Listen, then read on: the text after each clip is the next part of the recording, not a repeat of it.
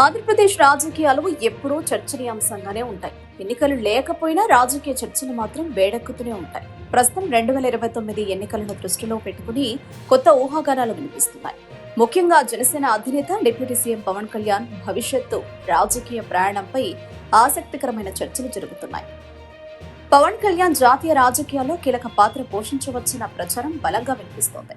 కేంద్ర నాయకత్వంతో ఆయనకు సన్నిహిత సంబంధాలు ఉండడంతో దక్షిణాది రాష్ట్రాల్లో పార్టీ విస్తరణ కోసం ఆయన సేవలను వినియోగించుకోవాలని బీజేపీ పెద్దలు ఆలోచిస్తున్నారన్న విశ్లేషణలు ఉన్నాయి.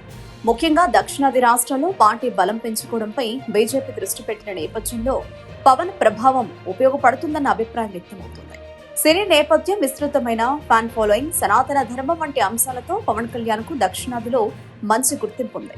తెలంగాణ, తమిళనాడు వంటి రాష్ట్రాల్లో కూడా ఆయనకు అభిమాన వర్గం ఉండడం రాజకీయంగా ప్రయోజనకరంగా మారవచ్చు. ఈ నేపథ్యంలో ఆయనను జాతీయ స్థాయిలో ముందుకు తీసుకెళ్లే ప్రయత్నాలు జరుగుతున్నాయన్న చర్చ నడుస్తోంది. ఇక రాష్ట్ర రాజకీయాల విషయానికొస్తే తెలుగుదేశం పార్టీ వారసత్వాన్ని ముందుకు తీసుకెళ్తున్న నారా లోకేష్ పాత్ర కూడా కీలకంగా మారుతుంది.